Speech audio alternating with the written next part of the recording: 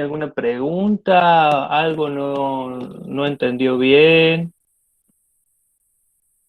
Lo escucho muy cortado. ¿Soy yo o le No pasa a sé, todos? No, sí, se escucha bien. debe ser la señal que por ahí se cae ahí en tu casa. Yo los escucho bien. Bueno, algo habíamos estado viendo de este cuadro, ¿o no? ¿O estoy equivocado? Sí, algo Sí, por profe, encima. ya lo estuvimos hablando, que justamente usted corrigió la última columna. Sí, En vez de decir siglo XX, tenía que, no, siglo XX, bien digo, tiene que decir siglo XXI. exacto. Sí, Y en sí, base sí son todos los movimientos que se fueron dando, qué sé sí, yo, los más cerquitas, siglo XIX, inicio del XX y el XX, el positivismo y el modelo biomédico. sí. O sea, Exactamente, el modelo biomédico del positivismo. Sí, el positivismo fue un paradigma, digamos, más amplio que abarcó todas las ciencias. Eh, y en el ámbito de la salud, más específicamente, fue, digamos, el reflejo del positivismo en el ámbito de la salud es el modelo biomédico, ¿se entiende? Este, eh, luego, digamos, bueno, lo importante, digamos, es que se pueda ver toda la evolución de la salud eh, que está resumida en ese cuadrito, ¿no? Eh, a ver si se los voy a compartir. Les voy a compartir eh, la imagen. Así les puedo ir señalando ahí. Ahí está. Este, digamos, el cuadrito es un cuadro de doble entrada. La entrada superior marca los distintos momentos históricos y la entrada izquierda marca distintas variables de la evolución del concepto de salud. El primero habla de cómo se concebía el mundo desde un punto de vista filosófico, ideológico. Luego, más abajo, cómo esas ideas sobre el mundo se plasmaban, se reflejaban en el campo de la salud, aplicaciones e implicancias en el campo de la salud, dice. Y luego, no, y eso es todo. Digamos, tiene dos entradas nomás a la izquierda, pensé que había otra. Eh, lo más, digamos, obviamente que todo tiene que ver con todo, acá, ¿no es cierto? Digamos, es necesario eh, entender cómo se pensaba el mundo y se interpretaba el mundo en cada época para luego entender cómo se aplicaba eso en la salud, ¿no? Eh, aquí en la primera época, eh, la salud y la enfermedad, ¿no es cierto?, se estudiaban y se practicaba en este ámbito todo centrado en lo sobrenatural. sí, habíamos hablado, profe, de que justamente todas las enfermedades o lo que pasaba era como que se le buscaba ese sentido sobrenatural. Exacto. O sea, Sí, sí, sí. Ritos y cultos a los dioses era la práctica más extendida o destacada como forma de curación, ¿no? Eh, cuando pasamos a la segunda etapa, ¿no? Que es la edad antigua, pensando más que nada en las sociedades griegas y romanas, ¿no? vamos a ver aquí ya las primeras políticas públicas relacionadas a la higiene y al primer intento de una comprensión científica de la salud y la enfermedad, con su teoría, la teoría de Hipócrates, de los 4 humores. Y se pensaba a la salud como un equilibrio entre el hombre y la naturaleza, ¿no? Ya aquí no hay una idea mágica o sobrenatural. Aquí es una idea más biologicista, por un lado, porque se piensa en la salud del hombre en cuanto a máquina biológica y su relación con la naturaleza que lo rodea. Sí, profe, y a su vez, medio como que lo relacionamos con todo lo que es la cultura griega y romana, ¿no? Todo lo que es el arte griego y el arte romano. Ahí justamente en el segundo párrafo chiquitito dice, la salud es el bien más preciado, sin salud no puede haber belleza. Es como que Sí, también relacionan a la salud con lo estético, no solo lo biológico exactamente. interior, sino lo estético por fuera, digamos, Es o cierto. biológico en su conjunto, digamos. Es cierto, es toda esta época de gran producción artística en cuanto a las pinturas y a las A las eh, esculturas. En esta esculturas. época era esculpir el cuerpo humano con todas sus características, con todos sus dotes. Eh, Era una época que se le llamó realismo, es decir, tratar de que las esculturas y las pinturas reflejaran lo más fiel posible la realidad que se ve a través del ojo humano, ¿no? Por eso, bueno, en el mismo Vaticano, donde están las esculturas más importantes de esa época, podemos ver que las esculturas están hechas a la medida, con las mismas proporciones de talla, masa, todas las dimensiones exactamente idénticas, ¿no? A lo que se quería representar. Y sobre todo los cuerpos desnudos, porque también tenía que ver con poder mostrar bien esos cuerpos bien proporcionados. Eh, Luego pasamos a la a la Edad Edad Media, Media, que es como, escolástica. exactamente, que nosotros la interpretamos como un retroceso en este intento de avanzar científicamente en salud. Porque viene la oscuridad de la iglesia y la La religión, teología. claro, la teología como única explicación de todo lo que ocurría en el mundo. Sí, si vamos a ver es un Sí. retroceso porque si bien en la prehistoria era lo divino, lo Ujú, sobrenatural, un dios X, ¿no? ujú, Pagano, por así decirlo, cuando llegamos a la Edad Media volvimos a retroceder en el sentido que era teológico, o sea, ujú. otro dios, otra cosa sobrenatural, más allá de que antes eran politeístas y ahora había uno solo, pero bueno, o sea, no deja de ser un dios, algo sobrenatural. Exactamente, exactamente. Y entonces, digamos, eh, por un lado, el cuerpo humano empezó a ser objeto del pecado, del tabú, de muchas cosas que no hay que tocar ni mirar. Entonces toda la investigación sobre el cuerpo humano se frenó. Y por otro lado, digamos, eh, la iglesia mantenía el control de quién podía dedicarse a la salud y quién podía curar en la enfermedad, que eran quienes tenían un lugar de poder en relación a la iglesia.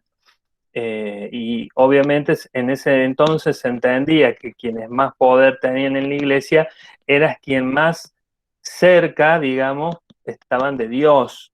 Por eso, digamos, eso lo podemos ver reflejado al día de hoy en la imagen del Papa, ¿no es cierto? Digamos, nada más que hoy el Papa, digamos, es un líder espiritual, pero en aquel tiempo el Papa era el líder no solamente espiritual, sino político y económico. Es decir, él tenía ese nivel de decisión.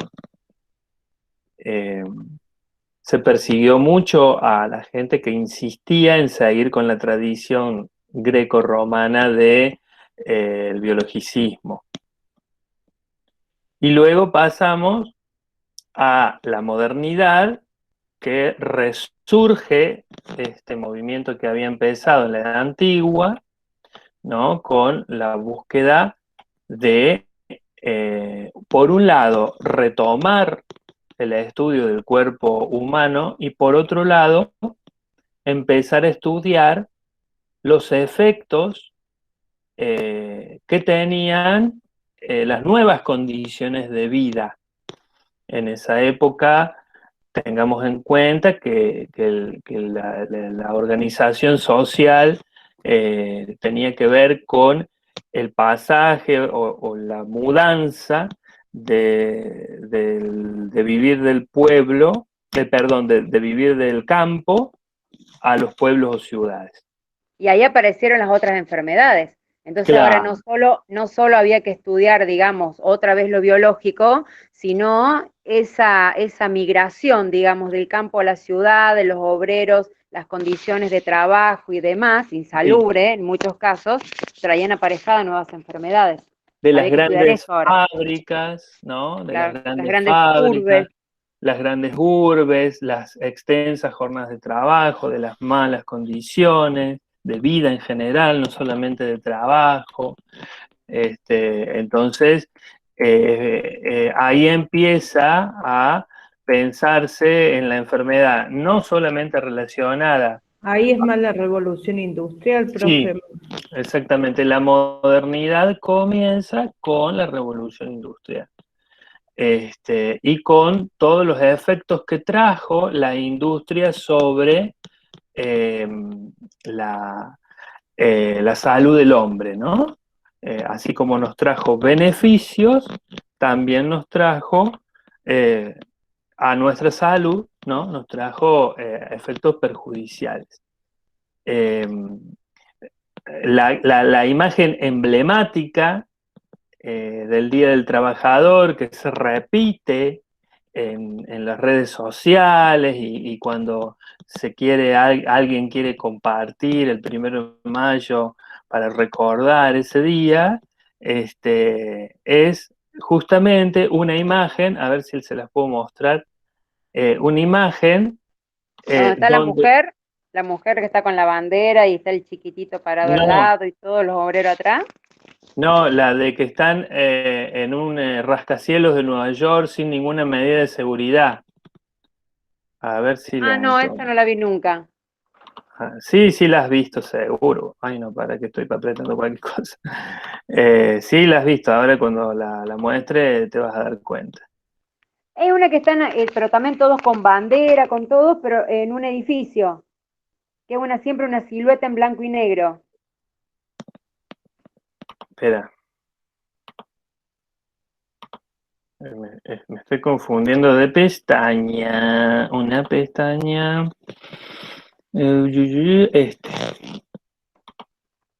¿La ven ahí? Ah, sí, sí. La que están todos sentados, sí. Ahí Sí, al sí. fondo, no está muy bien esta imagen, pero al fondo es la ciudad de Nueva York vista, no sé desde cuántos metros de altura, ¿no? Y están todos sentados en una viga, ¿no? Y en realidad, si prestan atención, bueno, estos están prendiendo un pucho y estos están todos con sus loncheritas por almorzar. Y están sentados en una viga a cientos de metros de altura sin ningún tipo de protección ni medida de seguridad.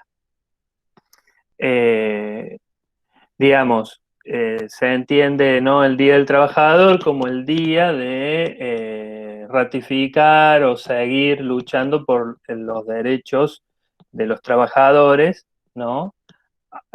Para no sufrir los daños de un trabajo descuidado y sin protección.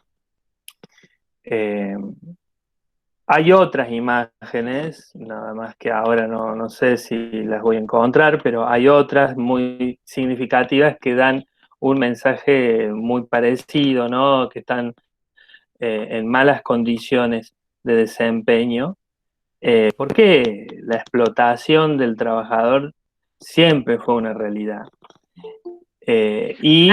A comparación de ahora, profe, que hay que tener los borcegos de seguridad, que el casco, que las antiparras, que el arnés, que no te podés subir a 2 metros si no tenés el arnés puesto, Que el ¿no? seguro. El seguro.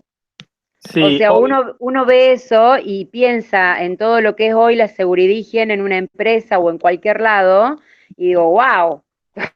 exactamente. Hoy, Y, digamos, sí.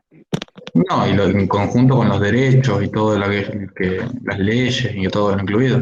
Ujú, sí, digamos, hoy, digamos, la explotación laboral no es como en aquella época, ¿no? Donde, digamos, había mucho accidente laboral y mucha mortalidad en accidentes laborales, o mucha incapacidad o discapacidad por accidentes laborales, porque, digamos, era el cuerpo, la salud física la que estaba muy expuesta. Hoy ustedes refieren de una gran cantidad de leyes y legislaciones que avanzaron en ese tema para proteger la salud física. Ahora, ¿cuál será la explotación de nuestros días? Porque físicamente por ahí estamos un poco más resguardados. ¿Cuál será la, digamos, ¿por qué digo un poco más resguardado? Porque sigue habiendo gente todavía que trabaja en pésimas condiciones, ¿no? Pero, qué sé yo, como la gente que trabaja en un ladrillero y aspira ese humo durante la mayor parte de los años de su vida, un ejemplo. Eh, o sigue habiendo en las noticias casos donde ciertos dueños de campos, campesinos, que tienen esclavizado, encerrado a sus peones. Sí, o también la construcción sigue, Sí, la construcción sigue siendo sigue con esos bastante trabajos que son ciertos kilos que desprotegida. pueden levantar y no, por ahí le exigen un poco más, Sí, pero no tienen todo el material que necesitan a veces para la sí, y protección a de cada veces uno. lo tienen, lo digo por experiencia personal, pero hay Sí, no lo usan. hay un aprendizaje, ¿no? De no cuidarse, digamos, como que se han acostumbrado así, porque seguramente sus padres o sus generaciones anteriores les han transmitido toda una serie de tradiciones, de formas de desempeñarse, donde cuesta que incluyan estos cambios de mayor protección, ¿no? Porque Pero les parece.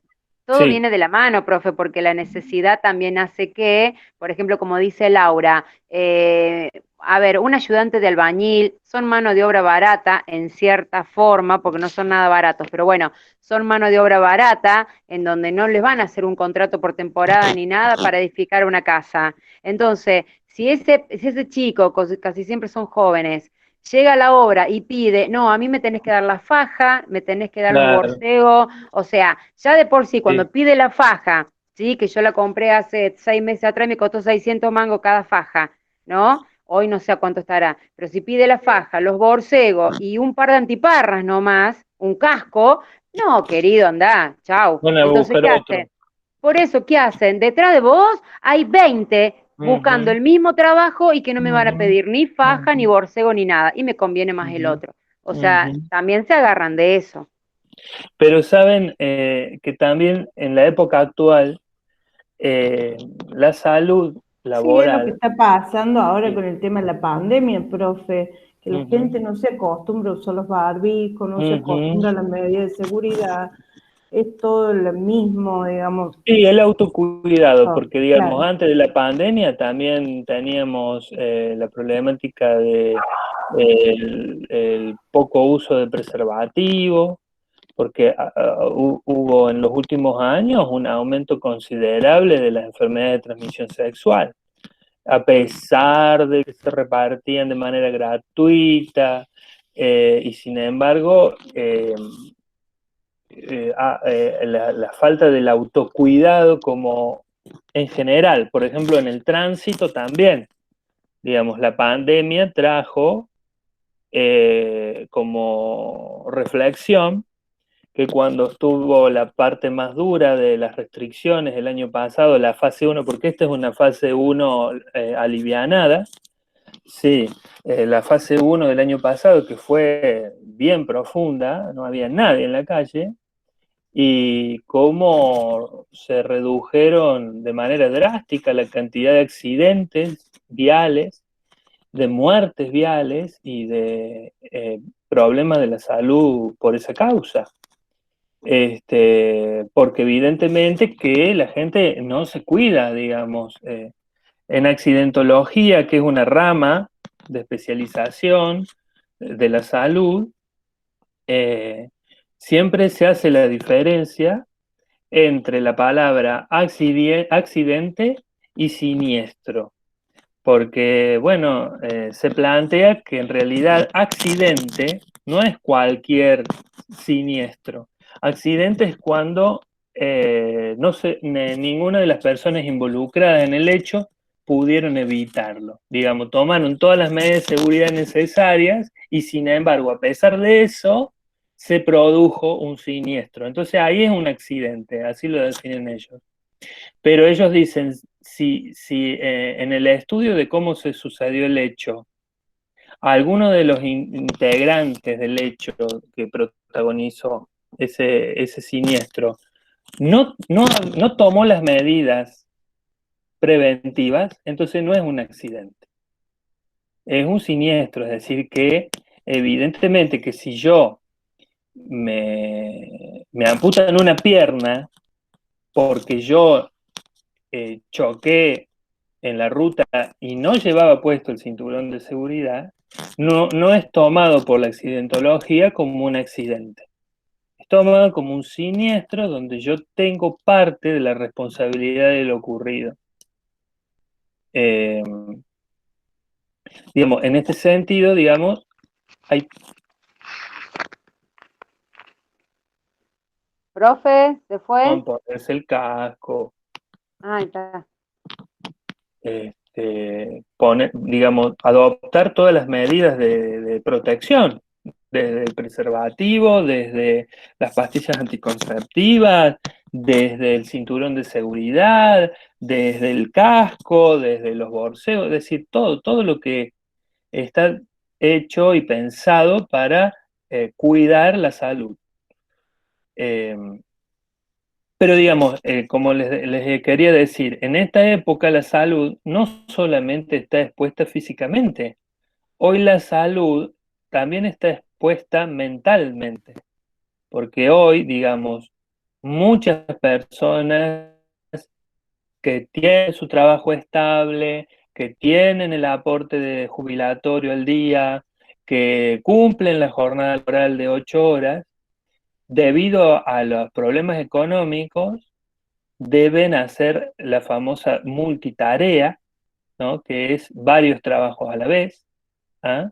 O el famoso monotributo, ¿no? Que es una forma de encubrir trabajo en negro, porque, digamos, acá, por ejemplo, en Villa María, son más de 700 empleados, más digo, porque este dato que les estoy diciendo debe ser como 2 años, que eran más de 700 empleados que trabajan como empleados de la municipalidad y sin embargo son monotributistas, cuando el monotributo fue pensado para el trabajador independiente que un día trabaja acá, otro día trabaja allá y se busca, digamos, su trabajo diario por sus propios medios, por distintas personas que lo contratan.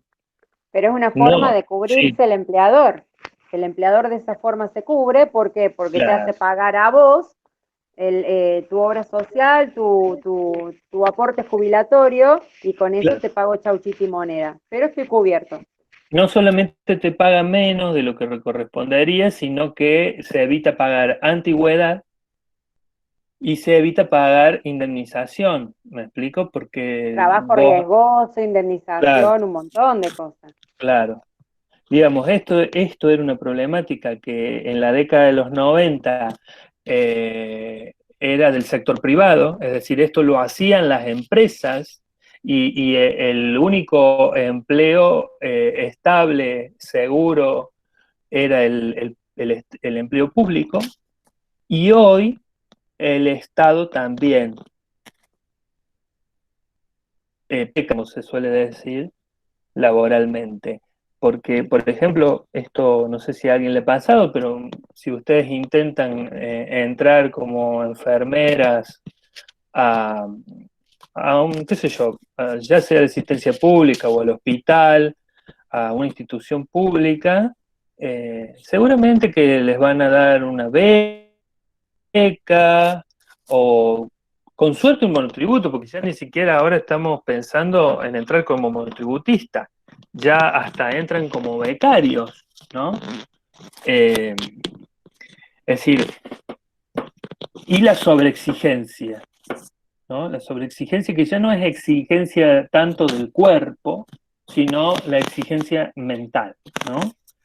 Eh, bueno, estamos en el tema de la modernidad, porque ahí es donde surge el estudio de todo esto, de esta parte de la salud. Pero también, en esta época de la modernidad, se retoma el estudio del cuerpo humano y se retoma el estudio, esto es importante, de los agentes patógenos, es decir, de los virus y bacterias, porque en esta época se descubren los virus y las bacterias, es decir, fue todo un hallazgo en la modernidad descubrir que había organismos micro de tamaño no visible al ojo humano que podían invadir nuestro cuerpo y alterar el funcionamiento del mismo al punto de llevarlo a la muerte. Digamos, el microscopio fue el instrumento principal que permitió descubrir esto. Y entonces ahí viene toda una movida hecha en salud, ¿no? Para aislar los cuerpos. Lo primero que se hizo fue aislar los cuerpos de bacterias y gérmenes. Que es lo mismo que se está haciendo hoy con el coronavirus. No salir, no tocarse, no besarse, usar barbijo, es decir, la barrera física. ¿Mm? Hasta que después, más tarde, pero eso ya va a venir en la próxima época, en más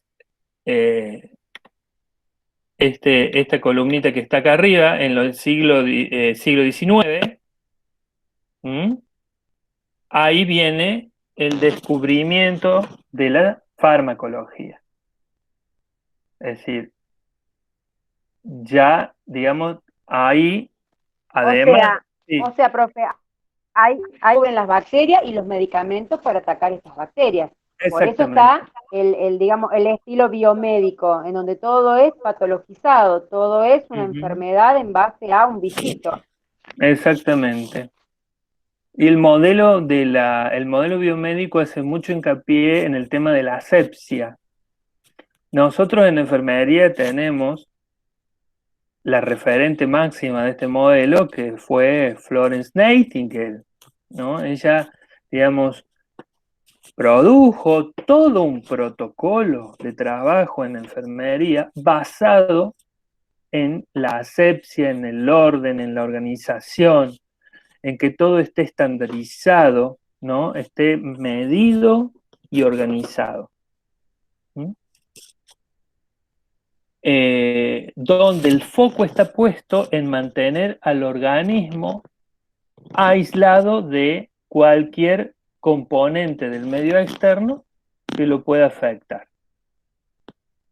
Eh,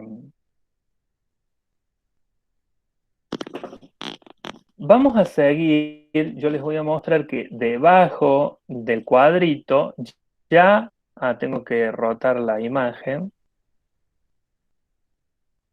el texto empieza hablando de el modelo biomédico. Ahí está.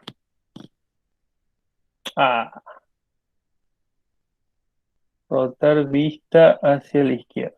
Ahí está. Está un poquito más arriba. El modelo biomédico de salud. Que, recuerden, estamos parados en la modernidad donde arranca este modelo de la mano del positivismo como un paradigma que influyó a las ciencias en general. Vieron que ahí dice, es una perspectiva que se constituye desde el paradigma positivista. Considera que los problemas de salud son puramente individuales. Acá ya tenemos una primera diferencia.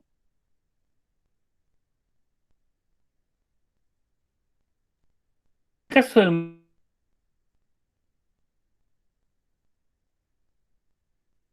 Se tildó. Perdón, ¿se me corta a mí Tilda. sola o es No, se tilda. No, se tildó el profe. tiene una perspectiva A mí que se le también se suele me corta. decir dualista. Ahí sí. ¿Cómo? Se corta, profe. Es que No. se corta, profe. Sí, se le tilda. Se queda congelado. Un poquito. Bueno, Se queda congelado. sí. ¿Estoy congelado? Ustedes No, a ver, Ahora no Ahora se se ve, mueve. no se ve directamente, pero Vamos a esperar un ratito que retome. Vamos a Yo sí esperar un lo veo, ratito que está retome la congelado. señal. Ahí está. se lo ve, es oscuro, no se lo ve. ¿Ahora estoy vivo? No, Dice, tu conexión a internet no es estable. Estoy Aumente los ine- mega, profe. estoy inestable. ahí está, ahí volvió. Ahí Bien, volvió. bueno, retomo entonces. No sé si estoy compartiendo pantalla. No, no estoy No, compartiendo. no. Esperen.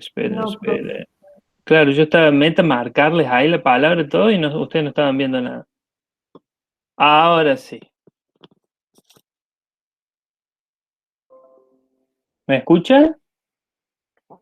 Sí, sí. Sí, se escucha. Sí, Bien. escuchamos y vemos. Se escucha. Bueno, ahí el modelo biomédico de salud, digamos, como les decía, surge del paradigma positivista y considera que los problemas son individuales. Esta es una gran diferencia con el modelo próximo que vamos a ver, el psicosocial.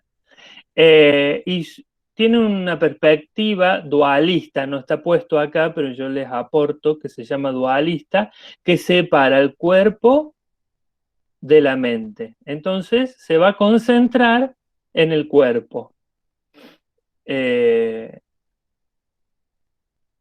Bueno, obviamente la biología y las ciencias naturales fueron las fuentes del conocimiento, ¿no? Y el método científico con esto de todo el control que había sobre los estudios y sobre los resultados. Se desarrolló mucho el trabajo en laboratorio, ¿no? Para descubrir, identificar y estudiar todos estos microorganismos y todo aquello que escapaba a la vista directa del ojo humano. Y se empezó a desarrollar la anatomía patológica, los conocimientos de la anatomía patológica, ¿no? Anatomía del cuerpo y cómo los órganos se enfermaban y qué cambios iban produciéndose en su anatomía. También se concentró en las enfermedades infecciosas, por eso todos los conocimientos, no todos, pero la gran mayoría de conocimientos que hoy se usan para tratar el coronavirus, tiene que ver con los conocimientos que que surgieron en el modelo biomédico, ¿no? Distancia social, barbijo, sanitizante, etcétera. Porque se trata de aislar el agente causal. Y predomina la visión de la unicausalidad, que quiere decir una sola causa, es decir, que la enfermedad tiene una sola causa, ¿no? Que viene desde lo biológico. Y el individuo, es decir, la persona, se considera ahistórica, es decir, sin historia, y asocial, sin pertenencia social. ¿Mm? Luego viene el modelo psicosocial, ¿no? Donde viene un poco a modificar todo esto del modelo biomédico. Acá lo que explica el texto comienza con una crítica a la definición de salud de la OMS más famosa del año 1948, que seguramente ustedes la han escuchado, que define a la salud como un estado de completo bienestar físico, mental y social, y no solamente ausencia de enfermedad. Eso lo habían tenido en cuenta, ¿no? ¿Ustedes?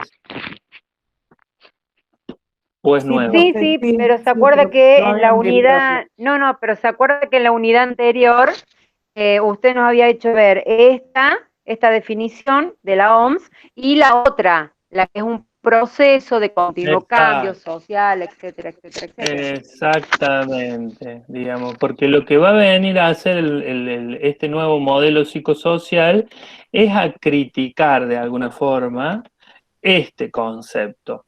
Lo primero que va a decir es que la salud no es un estado. ¿Mm? Esto es importante que ustedes lo tengan en cuenta, ¿no?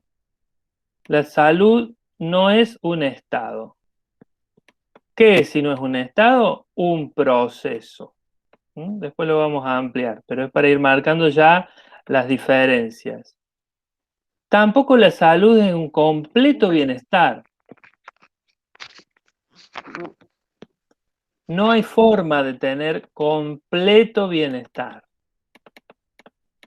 ¿Mm? No, ¿se acuerda que habíamos hablado que lo que es bien para mí, tal vez para usted no es bienestar? Exacto. Ahí lo que porque en esta definición de 1948, lo que uno puede leer por detrás, porque no está dicho en las palabras, es el concepto de objetividad. El concepto de objetividad es que la salud es lo mismo para todos. Todos podemos sentir y vivir la salud igual, ¿no? Eso sería algo objetivo. Ojalá fuera así.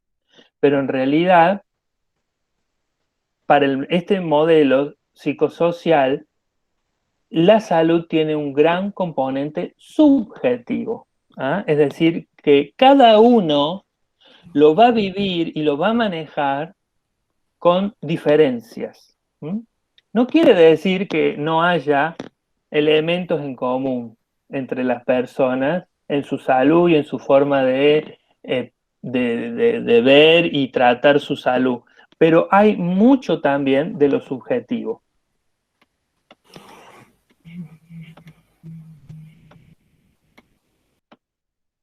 Entonces, ahí ven que están los puntos desplegados donde dice, para el modelo psicosocial, la salud no es un estado, es un proceso, es decir, que vamos y venimos todo el tiempo entre un poco más de salud, un poco menos salud, que es un fenómeno dinámico, que está todo el tiempo en movimiento y que es una constante adaptación, ¿no?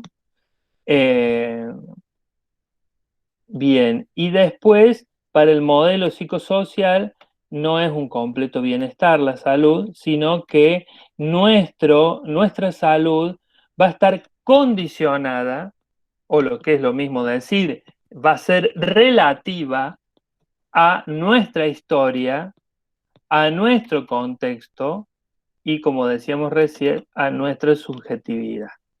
¿Mm? Por eso, en relación a esta idea de que nuestra salud va a depender de nuestra historia, de nuestro contexto y de nuestra subjetividad, es que se estudian los determinantes de la salud. Es decir, todos aquellos factores que en conjunto definen o afectan nuestra salud, para bien o para mal. Y ahí Landone en 1974 va a explicar que podemos agrupar, porque los determinantes de la salud son millones, pero Landone trató de agruparlos, ¿m? Como para decir, bueno, están estos 4, dentro específicamente hay un montón, pero podemos englobarlos en estos 4.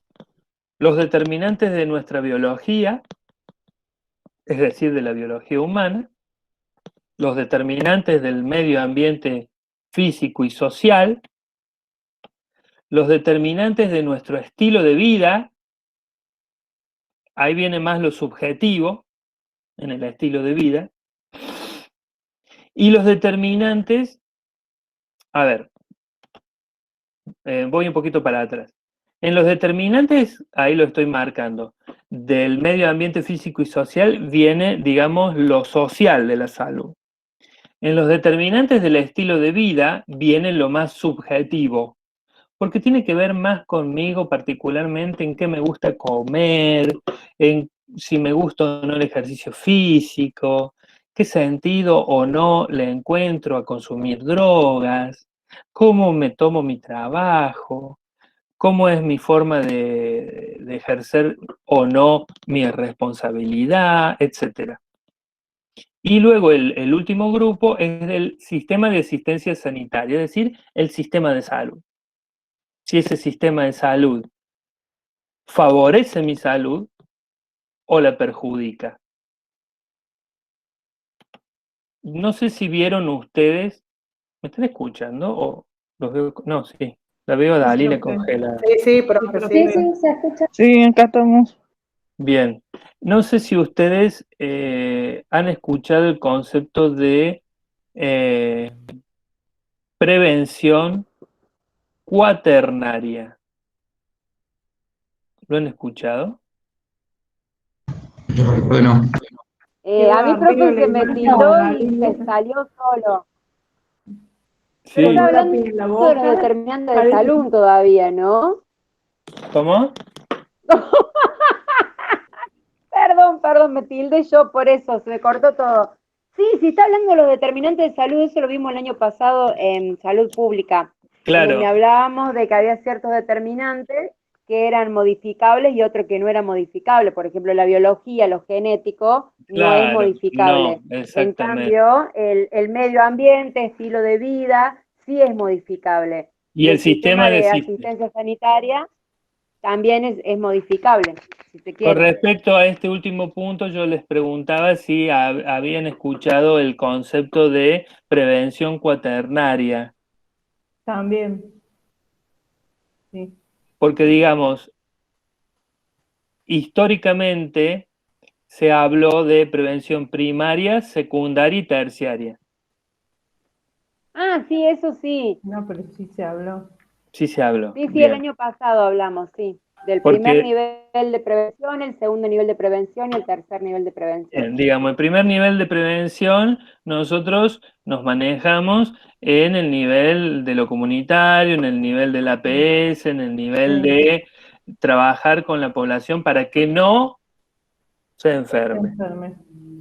Luego, en el nivel de asistencia secundaria, nosotros, bueno, lo dije la palabra, asistimos a aquellas personas o grupos humanos que están manifestando los inicios, el curso de una enfermedad. Ahí, Y profe, nos luego, habían dicho sí, de que el segundo nivel de prevención se dividía en dos subsistemas. Un también, sí, subsistema en donde era de diagnóstico, en donde se hacía es toda la anamnesis y demás, y el segundo subsistema que era ya patológico, en donde se exacto. La atendía la patología patología. ya diagnosticada. Usted comparte eso entonces también, Sí, lo sí, de los comparto dos lo mismo. subsistemas y demás. Sí. Perfecto. Y la terciaria, ya que estamos en tema, Es cuando es más Y grave la el terciaria era problema. para no tener secuelas, era para no tener secuelas o recaídas y volver a reinsertarse en la sociedad a como estaba antes de haber tenido la patología. Si tiene, ujú, ahí hacíamos la Generalmente no diferencia de pasaba curarlo eso, y sanarlo. De claro. curarlo era cuando uno aplicaba todas las técnicas que estamos aprendiendo a utilizar. Y sanarlo, según el profesor Soria, nos había dicho que era cuando uno lograba no solo aplicar esas técnicas, sino reincorporarlo a la sociedad sin ningún tipo de secuelas ni recaídas. ¿cómo decías, Nadia? Que generalmente no pasaba eso, porque No, digo, en el tercer nivel nunca se llegaba a que la persona tuviera un buen estado de salud total como el que tenía anteriormente antes de enfermarse. A eso me refiero. es que digamos, depende de qué modelo de salud nos paremos, porque si nosotros nos paramos en el modelo biomédico, es como más fácil hablar de sanación o curación. Pero si nos paramos desde el modelo biopsicosocial, o más precisamente desde el psicosocial, veamos que acabamos de decir que no hay un completo bienestar, que no hay una salud como estado ideal. Por lo tanto, nunca estamos sanos, en la palabra sanos, digamos, ¿no? Como una palabra heavy, ¿no? Porque quién puede levantar la mano y decir, yo soy sano mentalmente, yo soy sano biológicamente y soy sano socialmente?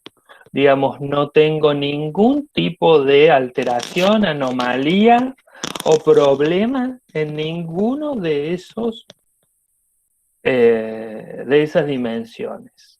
No, porque es como usted explicaba, el entorno social en el que nos movemos nos afecta y nos va modificando los estados. Exacto. Entonces, digamos, bueno, sí, se intenta, obvio, porque los niveles primario, secundario, terciario y cuaternario no hablan tanto de las personas, sino hablan de las prácticas, ¿no? De lo que nosotros hacemos, qué hacemos y en qué nivel lo hacemos, para qué lo hacemos, digamos. Pero luego está la cuaternaria, que porque en este último paradigma, modelo que es el psicosocial, se empieza también a tomar como un determinante que afecta a nuestra salud el propio sistema de salud. No sé si entienden, digamos, fíjense ustedes, estamos diciendo que nosotros, es decir, yo profesional de la salud, sus profesores profesionales de la salud y ustedes, futuros profesionales de la salud, pueden también afectar la salud de la gente. ¿Se entiende eso? Sí,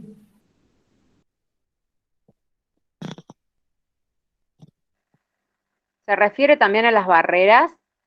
A las barreras y a las negligencias y a la burocracia. Es decir, si a mí se me muere un paciente porque estuvo dando vueltas por distintas clínicas y no consiguió cama, falló la prevención cuaternaria, es decir, es víctima del sistema de salud. sí, es lo que pasa ahora. Uh-huh.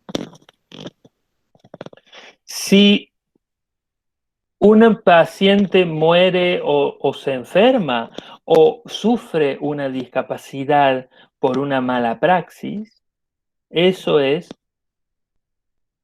falla en la prevención cuaternaria. Digamos, es cuando el sistema de salud te ocasiona tu problema. ¿Mm? Así como la violencia obstétrica o la violencia de género que los profesionales de la salud pueden ejercer sobre los pacientes. ¿Mm? No solamente violencia de género, racismo, ¿Mm? discriminación, ¿Mm? Eh, y cualquier tipo de violencia o maltrato, sea simbólica, física, económica, ¿m? Que los propios actores del sistema de salud puedan provocarle a los pacientes o usuarios, porque en el modelo psicosocial se busca evitar la palabra pacientes y se busca Sí, llamarlos de otra manera. clientes. Sí, clientes. Sí, Algunos han criticado esa palabra porque sí, viene más del ámbito de la salud privada, ¿no? el clientelismo. Sí. Porque cliente como que te lleva a pensar en el dinero, Comprar y vender, claro. claro. Está Entonces, presentando algo, profe, está en negro. sí, cierto. Ahí Hoy, estoy. hoy justamente, profe, hablábamos en la clase que tuvimos hace un ratitito de materno infantil, hablábamos justamente sobre la palabra cliente y se tomaba, o sea, los que explicaban esa terminología, decían como que se toma como una prestación de servicio que se toma a cambio, como para decir, de una remuneración. Claro. Entonces, por eso se torna más privatizado, más privado. Por Cliente. eso en salud pública se usa más usuario. Es decir, el que viene a usar este servicio. ¿Mm? Pero bueno, hay distintas como alternativas que se han propuesto. ¿Mm? En, en psicología se usa también la palabra consultante, ¿no? Porque la psicología heredó de la medicina la palabra paciente, ¿no? Pero aquellos que han criticado el modelo biomédico dentro de la psicología, eh, eh, bueno, algunos prefieren llamarlos de otra forma. Consultantes o eh, analizantes dentro de lo que es el psicoanálisis.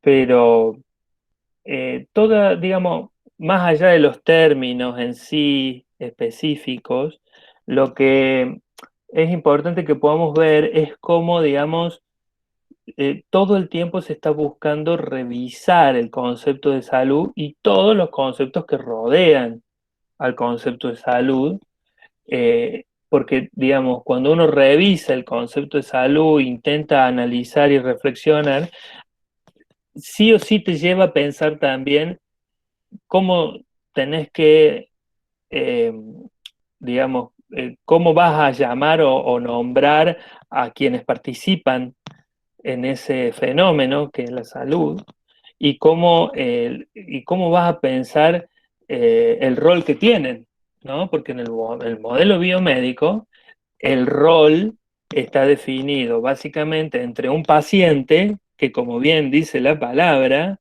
es un paciente, es decir, es una persona que está en relación de dependencia.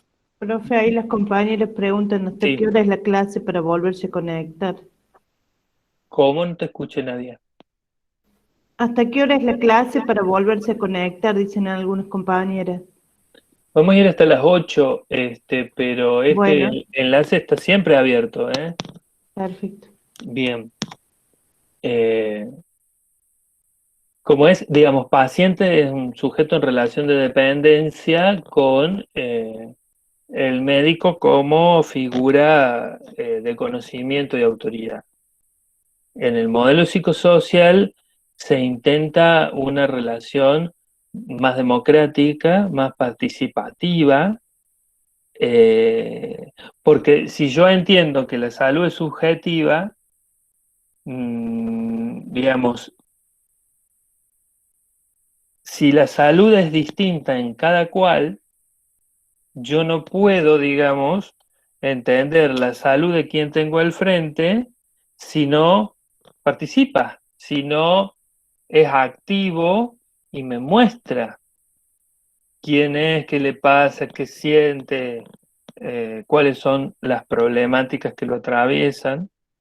Y también, si no participa en el proceso de asistencia, porque el modelo psicosocial, ya lo vamos a ver más adelante, tanto en el diagnóstico como en el tratamiento, se preocupa porque los usuarios participen.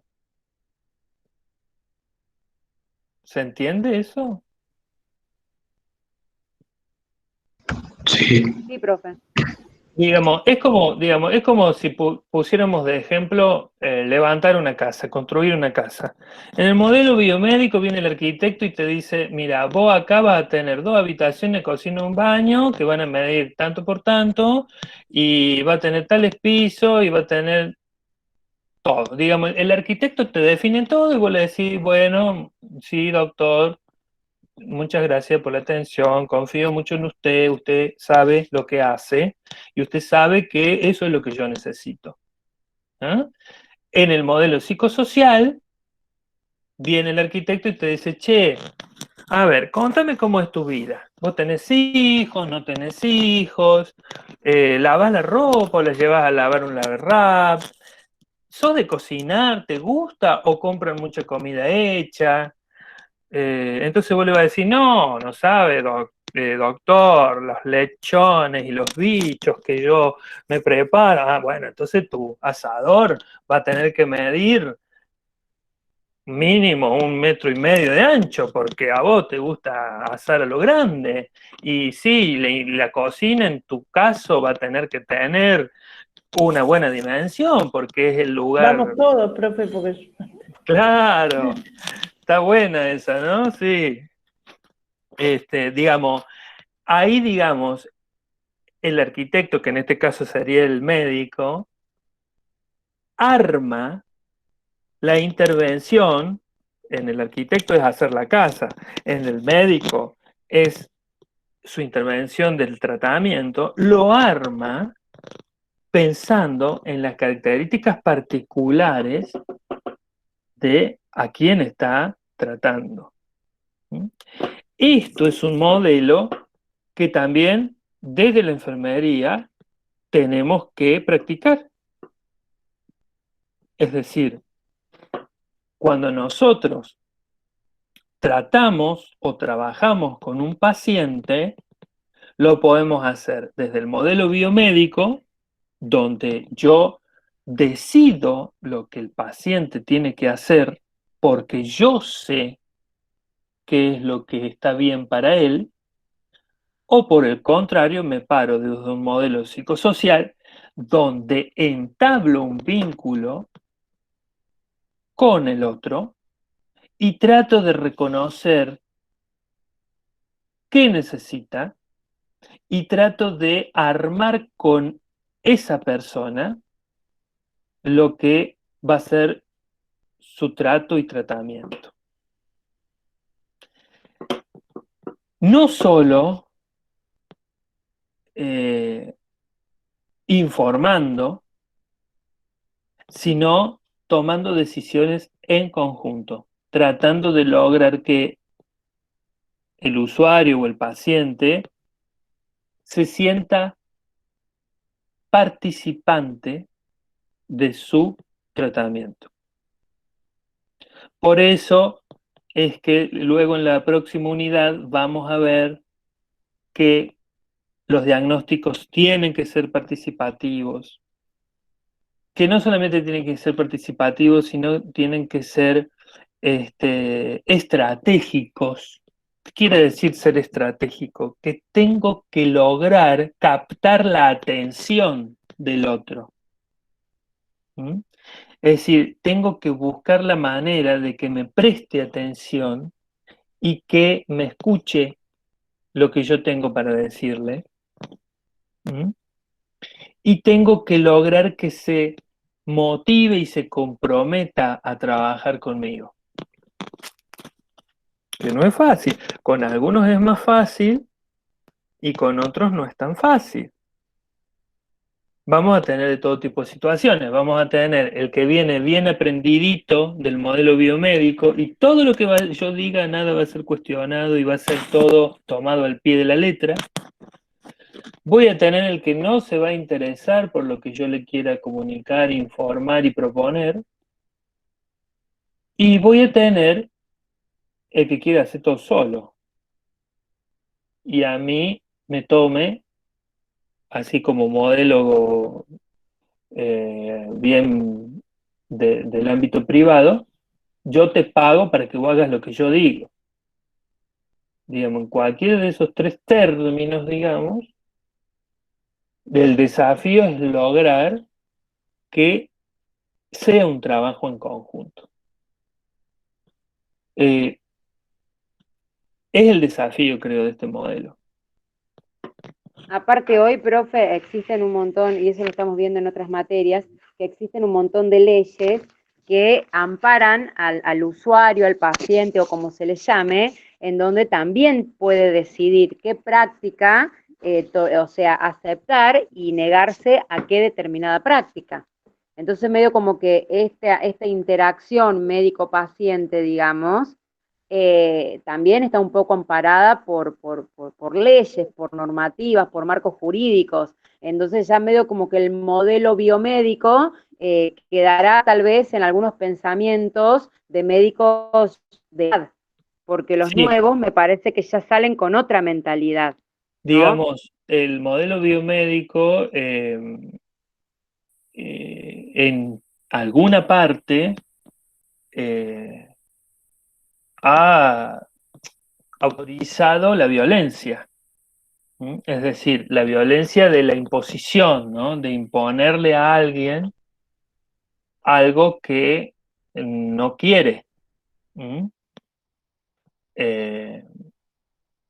Entonces, digamos, luego vino toda una serie de legislaciones donde se intenta proteger la voluntad, no la voluntad absoluta, porque tampoco se trata de que haga lo que quiera, pero sí de proteger cierto grado de voluntad del paciente y del consentimiento. Por eso hoy se protege todo lo que es el consentimiento informado. Hoy un médico no te va a hacer ninguna práctica sin que hacerte firmar algo antes donde dice que vos sabés lo que te van a hacer, sabés los riesgos a los que te podés exponer, ¿no? Ellos lo hacen como una forma de resguardarse porque saben que les puede caer el peso de la ley si luego un paciente denuncia que han sido sometidos y obligados a una práctica.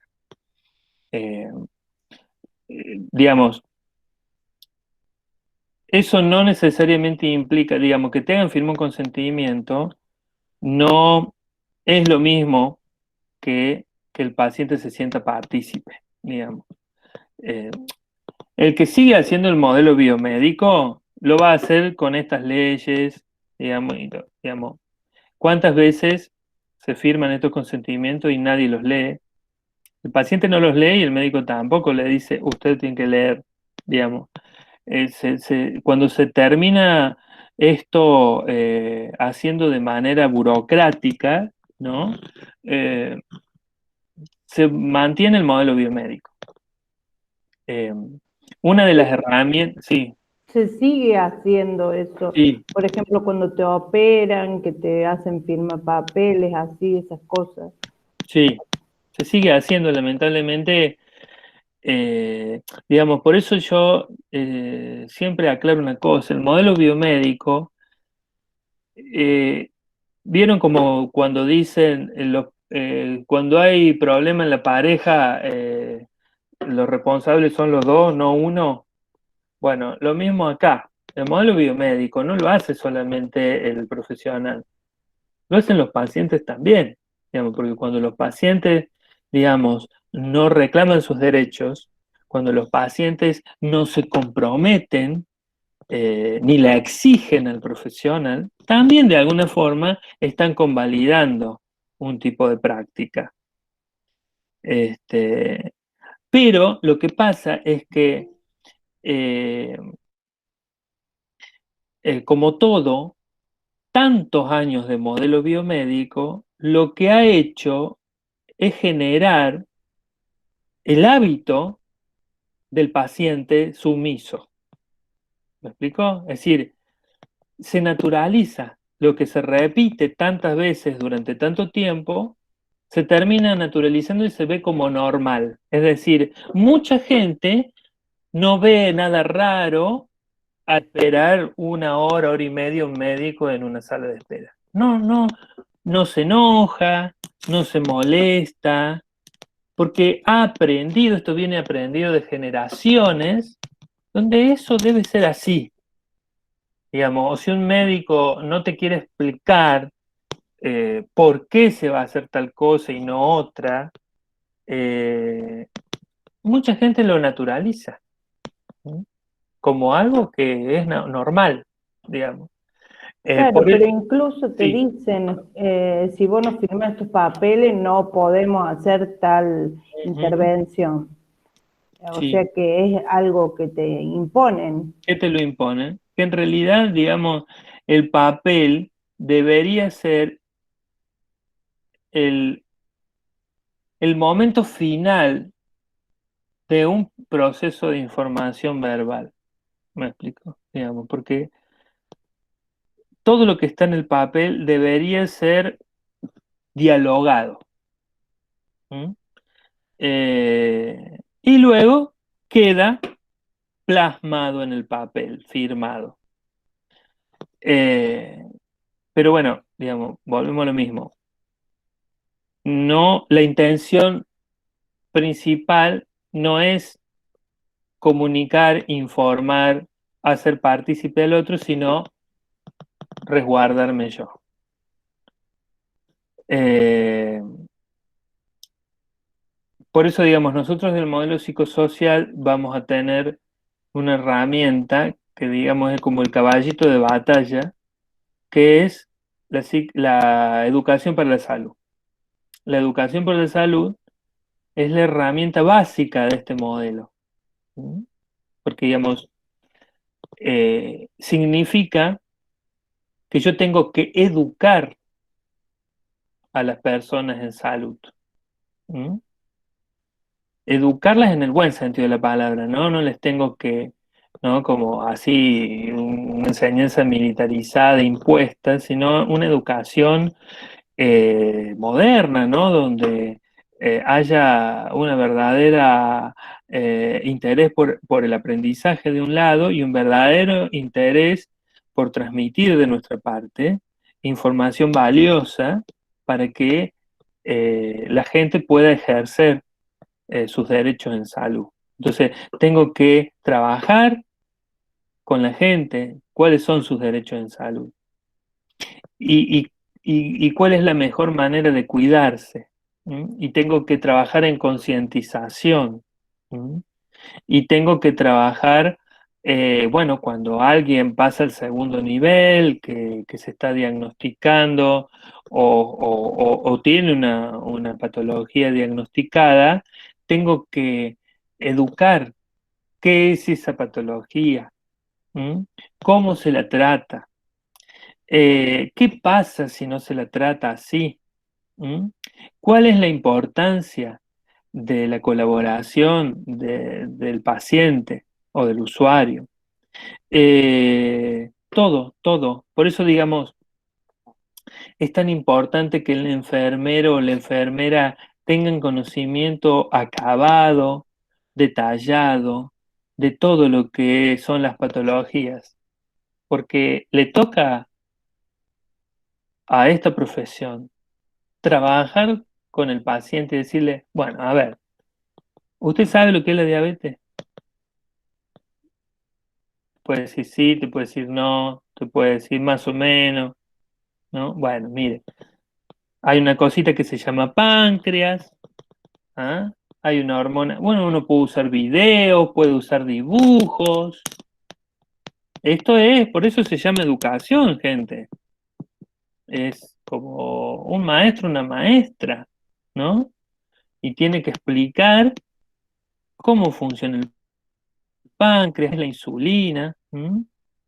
¿Qué hace la insulina en el metabolismo, en la regulación de la temperatura, en la circulación del sistema circulatorio? Bueno, todo hay que explicarle al paciente.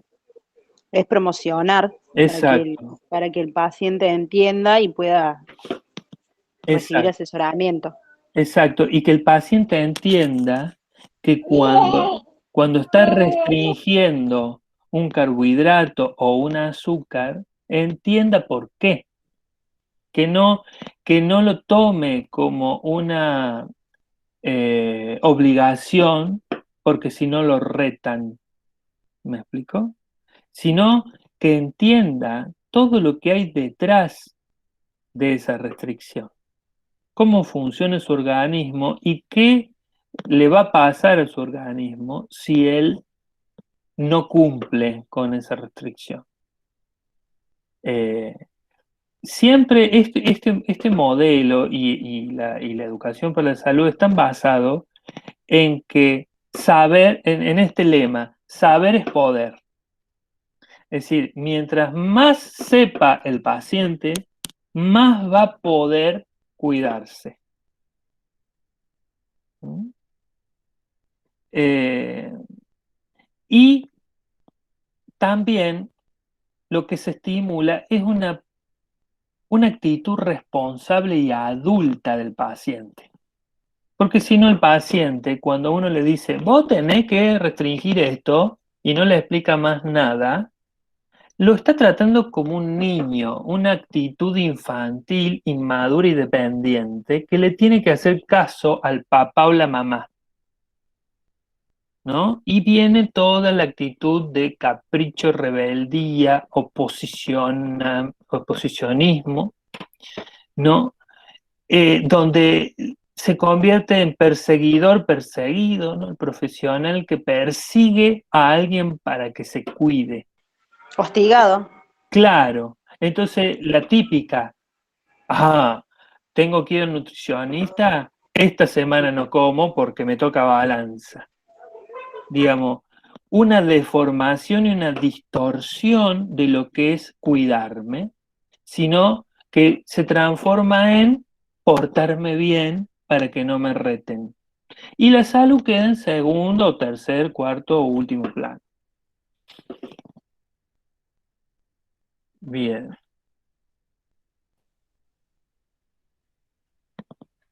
¿Qué más? Bueno, y ya para ir cerrando, porque prometí que íbamos a terminar a las 20, viene toda un apartado en esta unidad que es la enfermería transcultural. Es decir, nosotros ahí en el texto venimos todo como en un orden lógico, ¿no? Del paradigma biomédico, de ahí pasamos al psicosocial.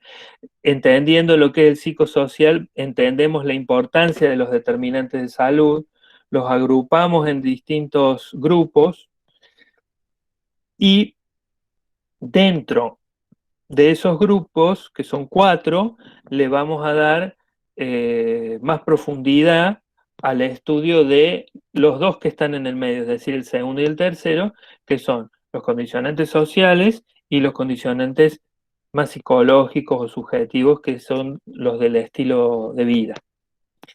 Dentro de los condicionantes sociales, que son los segundos en esa lista, vamos a ir un poquito más al fondo de la cuestión y vamos a pensar en cómo incide la cultura en nuestra forma de pensar la salud, nuestra salud. ¿Ah? Entonces, esto viene de toda una tradición de que en realidad inaugura, ahí le estoy compartiendo pantalla, esta enfermera norteamericana que se llamó Madeleine Leininger, que ella dedicó su vida profesional a estudiar esto de cómo la cultura influye en la salud. Porque esto es lo que ella lo que va a decir es el cuidado, ¿no? Porque el cuidado, ¿no?, es el objeto de estudio y de intervención de la enfermería, por eso ella habla de cuidado como enfermera que fue. Dice, el cuidado está presente en todas las culturas, es decir, las personas alrededor del mundo se cuidan, sí, se cuidan, pero no todas de la misma manera, porque la cultura va a ir definiendo qué ellos van a entender por cuidado. Y ella ve que detrás de esas formas de cuidar y cuidarse hay valores, hay creencias, ¿m? que se transmiten de generación en generación.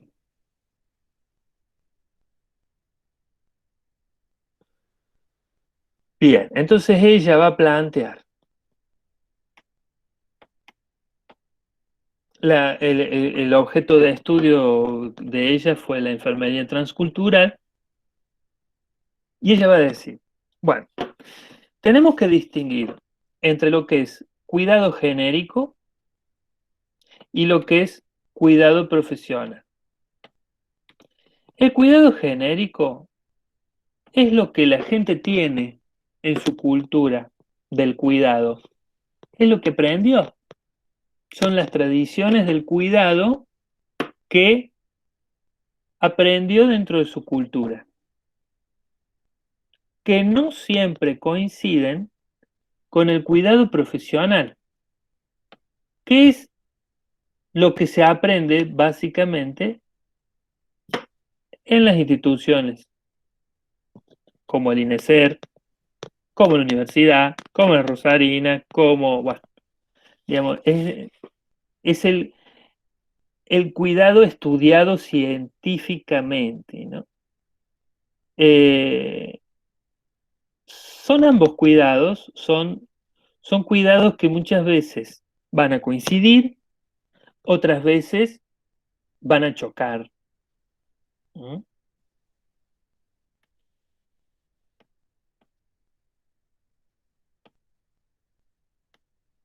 Ella dice que el cuidado de enfermería va a tener que tener en cuenta que existen ambos cuidados y va a tener que tratar de entender cómo funcionan esos cuidados genéricos para cuidar también la parte cultural de la salud. No sé si se entiende lo que estoy planteando. Vamos a dejar de presentar. ¿Entendieron algo? Los cuidados genéricos se referirían a lo que hacemos todos, digamos, la higiene, lo que estamos acostumbrados todas las culturas en general. No, Claro, sí, eso es dependiendo de las culturas. ¿O claro. estoy entendiendo mal? No, digamos, no, sí, digamos, habrá culturas que tienen cuidados de higiene y otras no. Habrá culturas que entienden por higiene una cosa y otras no, y otras otra cosa. ¿Me explicó? Entonces estoy entendiendo mal. Por ejemplo, para vos, Nadia, comer con las manos, ¿es un hábito de higiene o no? No, pero el pollito con las manos va. Bueno, ahí tenés, ¿ves? Un ejemplo donde podés ubicar el cuidado genérico, que es, che, el pollito con la mano va, ¿no? Porque uno ha aprendido que comer, no sé, digo, estoy diciendo así, inventando, uno ha aprendido que comer el pollito con la mano es más rico que sin las manos. Y el cuidado profesional de alguien que te dice, no, Nadia, no es más rico, es una idea tuya y es igual de rico y más sano comerlo con cubiertos. ¿Me explico? Ese es el cuidado profesional que muchas veces se enfrentan, como es este ejemplo, ¿no? Y el cuidado genérico detrás, es decir, como acabo de ejemplificar, tiene estas creencias. Es decir, los cuidados genéricos no son caprichos de la gente. No es porque la gente es tonta o se quiere enfermar, sino que son creencias. Uno cree verdaderamente que el pollo es más rico comiéndolo con la mano. Lo siente así. O por ejemplo, profe, ante una quemadura, supongamos, el cuidado que nosotros le podemos dar, lo típico, más allá de poner la mano bajo el agua helada, fría de la canilla, hay muchos que le ponen pasta dental, otros que le ponen clara de huevo, hay un montón de creencias, justamente lo aprendido y transmitido popularmente, ¿no? Y otra Exacto. cosa es, por ejemplo, está bien, yo le puse clara de huevo o le puse pasta dental, pero después cuando voy a la asistencia pública o al hospital para que me lo curen, me sacan todo eso y me ponen el Platzul, me ponen esto, me ponen el Lo otro. que Ahí tenemos, científicamente está validado claro, que realmente corresponde. claro, ahí tenemos un cuidado genérico y uno profesional, ¿o no? Exactamente. Lo que plantea esta perspectiva es que si yo pretendo que el paciente o el usuario se cuide bien, tengo que trabajar sobre esas creencias que subyacen a esas formas que he aprendido de cuidarse. Tengo que trabajar las creencias. El otro Tengo día, disculpe, que... profe, el otro día sabe lo que me pasó justamente con mi marido. Él ahora, bueno, está trabajando en otro pueblo, ¿sí? Y la semana pasada cuando vino, me dijo, ay, mira cómo me corté, ¿no? Se había cortado con una navaja en la pierna. Resulta ser que él es típico de cuando se corta, cuando sale sangre, para cortar la sangre, ¿qué hace? Se echa sal porque ya es una creencia que él tiene de chiquito, que cuando se cortan para parar, para cortar la sangre, le echan sal, quema, arde un rato, pero bueno, corta la sal. Entonces yo agarré y le saqué los apuntes que tenía del año pasado de Morfo, en donde le explicaba el por qué, o sea, no debía echarse sal, sino por qué, porque mataba el tejido, ese tejido está necrótico, entonces no tiene regeneración, y le mostraba con dibujitos que tenía en el manual. Entonces, bueno, él ahora le digo, ¿entendés por qué no te tenés que echar sal? ¿Entendés el por qué? O sea, ahí lo entendió. Dicho de paso, cuando yo lo limpié y le saqué todo ese tejido necrótico, al día siguiente ya lo tenía casi regenerado del todo, porque era Claro, profundito. Pero claro. bueno, él ahí entendió, pero su costumbre, su creencia, que lo que es, hay que cortar la sangre, no es ponerse un paño y hacer presión, era poner sal, directo. Claro, porque digamos ahí básicamente lo que vos hiciste es educación para la salud trabajando sobre una creencia específica. Claro, no le podía decir, pero no seas tan pelotudo, ¿cómo le va a poner sal? No podía decirle eso, Es que ¿no? es lo que por ahí se nos sale de primero, ¿no? Es lo que pensaba, Es pero lo de que acá a por la ahí, boca, gracias a Dios, lo puedo controlar todavía, es lo poquitito, pero lo que, controlo. es lo que diría alguien que no ha leído ni Leninger, ni ha estudiado, no sé, el modelo psicosocial de salud. Morfofisiología. Claro, claro, digamos, nosotros fíjense que básicamente lo que estamos tratando de hacer es encontrar una práctica que se base en la educación, se base en el cambio conductual y mental del paciente. ¿Mm? Estamos tratando al mismo tiempo de evitar ese desempeño tan viejo y tan feo como el que vos decías antes. Che, P de P, no seas, ¿no? Digamos, que porque es tu marido, digamos, ya debe estar acostumbrado que lo trates así, pero, pero, Ni uno menos, dale. pero imagínate vos como enfermera, ¿ah? Con un paciente que viene y te dice, yo me echo sal. Digamos, no, digamos, ¿cómo vas a tener esa actitud? Digamos, no, hay que educarlo, no queda otra, hay Por que eso. abordar su creencia. Por eso uno puede pensar una cosa, pero de ahí a decirlo no se puede. O sea, porque justamente estás entendiendo que no tiene el conocimiento suficiente o que tiene un conocimiento errado. Entonces hay que tratar de hacer el clic, digamos, como para romper ese mito, esa Exacto. creencia, lo que tenga. Porque Sí, también lo el que comer el pasa pollo con la mano es una creencia, es una creencia muy es un compartida. mito. Yo también la comparto. Y fíjate qué difícil, digamos, porque en realidad, bueno, ¿cómo explicarte? Es un hábito, digamos, que muchas veces lo que se genera es que yo sé que en realidad es una creencia errónea, pero así todo la sigo sosteniendo, digamos, porque en algún punto no lo Le quiero encanta cambiar. comer pollito con Sí, sí. Esto, digamos, ¿saben? Chuparse los dedos, Eh, chuparse los dedos. Es decir, esto, digamos, me trae a la mente esto de cuando uno quiere hacer prevención con los fumadores, con los adictos, ¿no? Como muchas veces el fumador es el típico caso, ¿no? El que sabe que le hace mal, la etiqueta dice, muestra cosas horrorosas. Y sin embargo,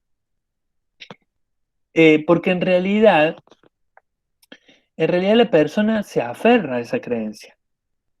Es decir, se genera lo que en psicología se le llama disonancia cognitiva. Es decir, existen dos ideas contrapuestas y que nunca chocan, sino que se mantienen ahí las dos paralelas y conviven tranquilamente, ¿no? Sé que fumar me hace daño, pero al mismo tiempo fumo. ¿Ah? Pero cuando uno dialoga con esa persona, va a escuchar un montón de justificaciones y un montón de creencias. Por ejemplo, sí, hace mal, pero yo fumo. un cigarrillo por día, por ejemplo. Exactamente. O, mi abuela fumó toda su vida y nunca se murió. O, Exact- nunca le pasó nada. Exactamente. Son todas justificaciones para sostener la creencia, ¿no? Entonces, en psicología también a eso le llamamos negación, ¿no? Digamos, Masoquismo, diría yo. el paciente niega para no renunciar. Es decir, trata de no ver la realidad, para no renunciar y no entrar, porque obviamente que dejar el cigarrillo es entrar en un proceso de sufrimiento, ¿no? El fumador sufre. ¿Mm? Claro, como toda adicción. Claro, es muy difícil y genera mucha ansiedad, mucho cambio anímico, mucho, Estrés, todo. claro, entonces digamos, evita por todas las formas, digamos, ese proceso. Lo mismo que pasa con el coronavirus, digamos, las justificaciones y las teorías, ¿no? Para no usar el barbijo, para no vacunarse, para no acatar las restricciones, que tienen que ver con no enfrentar el sufrimiento que a todos nos provoca encerrarnos, que a todos nos provoca ponernos un barbijo, ¿no? Porque a quién le gusta, no es placentero, ¿no? Pero algunos tenemos por ahí mayor disposición a padecer eso. Yo siempre digo, digamos, no nos vengamos a sorprender que la gente no use barbijo, si en realidad la gente tampoco usa preservativos, digamos, porque también hay todo, cuando uno le pregunta a un montón de hombres y dicen, no, porque se sienten menos, porque no tiene el mismo placer, porque me siento menos hombre, porque lo que sea, un montón de justificaciones, ¿no? Donde, o ni les digo las justificaciones de que es la mujer la que se tiene que cuidar, que es ella, su responsabilidad, qué sé yo, que en realidad lo que hacen es que la persona se resiste a admitir que su creencia lo orienta o lo conduce a un problema de salud. Pero bueno, es el desafío, digamos, es el desafío de nuestro rol como profesionales, educar todo el tiempo. Y para educar, digamos, como todo quien quiere educar, primero tiene que tenerla clara uno. Me explico, decir, yo no puedo ser profesor de ustedes si no sé de lo que voy a hablar. Tengo que, por eso va muy de la mano el conocimiento que uno tiene con la capacidad luego que va a tener para transmitir. Obviamente que esto se aprende con el tiempo, no es algo que, de repente te sale bien. Pero bueno, es un proceso donde uno se esfuerza, se dedica hasta que logra más o menos manejarlo. Bueno, después vamos a hablar un poquito más porque está el tema de los estilos de vida, porque digamos, en salud están las creencias y las prácticas, ¿no? La creencia sería comer con el pollo con la mano es más rico, sería una creencia, es un pensamiento, ¿no? Que yo asumo como verdad. Otros Y la práctica que es, no lo comas caliente con el vino. claro, exactamente. La creencia sería la teoría que uno tiene en la cabeza y la práctica es el acto o la acción que refleja esa creencia. En los estilos de vida uno puede ver las prácticas. A qué hora se levanta, cuántas comidas hace, qué alimentos elige. Uno ve prácticas, que son los estilos de vida, y luego puede ver creencias que están por detrás y son lo que sostienen todas esas prácticas. Todos la tenemos, ¿eh? Estaría bueno que hagamos una revisión de nuestros estilos de vida. Estaría bueno como ejercicio, ¿no? Que hagamos una revisión de cómo son nuestros estilos de vida y cuáles son las creencias. De nosotros mismos, digamos, ¿Cómo? de nosotros mismos. Claro, de nosotros mismos en relación. Bueno, después más adelante en el material, fíjense que hay ejemplos de estilos de vida eh, donde podemos tomarlo como referencia para analizarlos nosotros mismos. A ver, ahí estoy compartiendo. Fíjense que dice punto 7, estilos de vida, y acá va a hablar de ejercicio físico, habla de lo básico, ¿no? Nutrición, comportamientos de seguridad, consumo de drogas. Acá cuando habla de consumo de drogas habla de todo, lo legal, lo ilegal, lo farmacológico y lo no farmacológico, del sexo y de las emociones. Básicamente, y de la adherencia terapéutica, es decir, cuán buen asistentes somos y escuchamos a los consejos de los profesionales. Pero digamos, todos tenemos muchas piezas flojitas en alguna de esas partes, digamos, en cuanto a la salud, ¿no? Y en cuanto a, yo diría, bueno, me gustaría que hagan un autodiagnóstico, por ahí la clase que viene lo comentamos. A ver, podremos hacer un ranking, a ver, así en general, ¿no? De todo el grupo, ¿cuál de estos factores es el que más está olvidado? ¿Mm? Estaría bueno, no sé qué les parece. O no sé si olvidado o descuidado sería mejor la palabra. Pero bueno, de paso, péguenle una leída para saber de qué estamos hablando, porque yo solamente se los he mencionado.